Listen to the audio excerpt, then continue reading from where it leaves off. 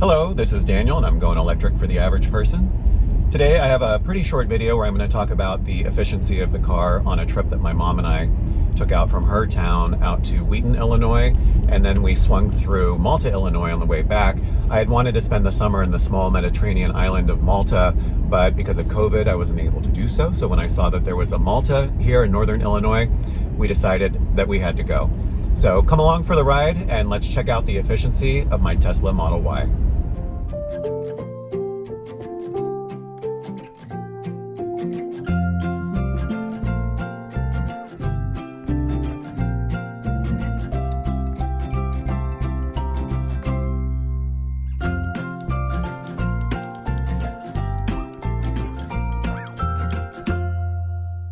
Welcome back. As you can see, I'm parked on the side of the road while I finish up this section of the video.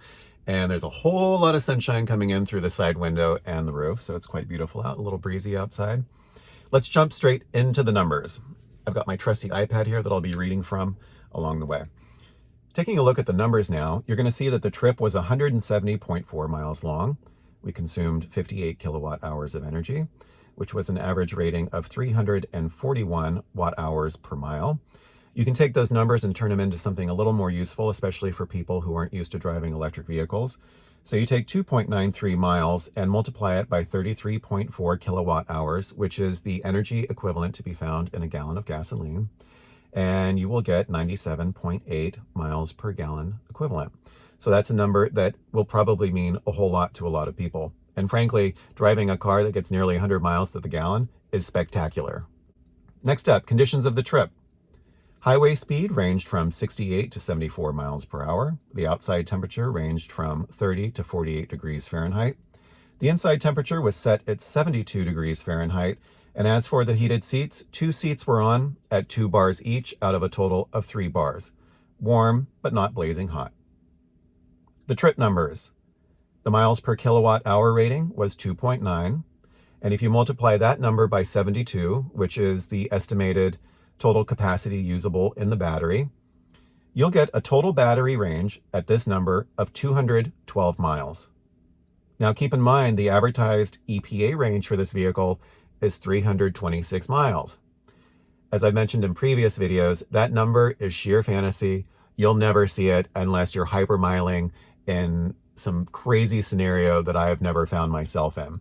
So the actual range that I got on this trip was 35% below the advertised rate. Now, in speaking with people on my 10,000 mile trip across America, when I was up in North Dakota and Montana, I had spoken with people who have been in very cold weather, and they said that the lowest range numbers that they get in the dead of winter are about 50% that advertised rate, but never really dipping below that. So if you live in the upper Midwest or somewhere that's really cold, you may see a battery reduction of 50%. On colder days, but not super frozen days like this trip, you're going to see something lower around minus 35% from that advertised range. And I would say for average driving and more mild weather, you're going to see something that's perhaps 20% below or 25% below. Now we're going to take a look at the 30 mile, 15 mile, and 5 mile averages, which are data points that the Tesla does save. The numbers are going to be only reflective of these 3 data points and not reflective of the trip as a whole. So you're going to see a little bit of discrepancy there. So let's jump into it. Starting first with the 30 mile average. And this is, again, the last 30 miles of the trip, which was mostly highway. And then at the very end, about 4 to 5 miles of small country road driving at lower speeds. In this screenshot, you're going to see that it calculates for you automatically the watt hour per mile, which in this case was 325. And we're going to take these numbers and just do a simple calculation to see that given this efficiency, what would the total range of the battery be? So we're going to take 1,000 watt hours, which is 1 kilowatt, and divide it by that 325 number. And that results in 3.1 miles per kilowatt hour. That would be the efficiency of the vehicle during those last 30 miles of travel. We'll take 3.1, multiply it by the capacity of the battery, or the usable capacity of the battery, which is 72 kilowatt hours, and that results in a number of 223 miles range for the battery. Taking a look at the 15 mile average. The last 15 miles of the trip, about 2/3 were on the highway and about 1/3 were on small country roads at lower speeds. Taking 1,000 watt hours and dividing it by 307, which was the rating the car generated, that gives us an efficiency rating of 3.2 miles per kilowatt hour. Taking 3.2 miles and multiplying it by the usable capacity of the battery of 72 kilowatt hours, we get a total battery capacity of 230 miles. Finally, looking at the final 5 miles of the trip, most of which were off the highway and driving around slower speed country roads, you're going to see that if we take 1,000 watt hours and divide it by 231, which is a really great number, by the way, we're going to get an efficiency rating of 4.3 miles per kilowatt hour. Taking 4.3 miles per kilowatt hour and multiplying that by the usable battery capacity of 72 kilowatt hours, we're going to get a range on this battery of 310 miles. That is impressive. I got to say, I don't think I've ever seen a rating that good. But I have to say, if you're doing any mixed driving at highway speeds, you're just not going to see anything close to that.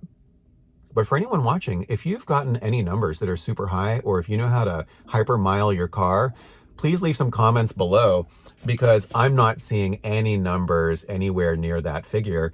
And on occasion, when I chat with people, they'll be like, oh yeah, I get 240 or 260 plus miles out of the battery. And I'm thinking, how are you possibly doing that? Because I'm seeing, ranging from really cold weather to 180 miles up to something more average like 240.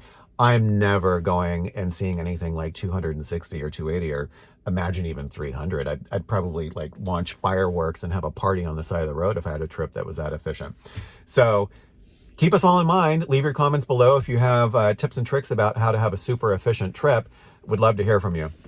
Thanks for watching today's video, and I'll see you next time.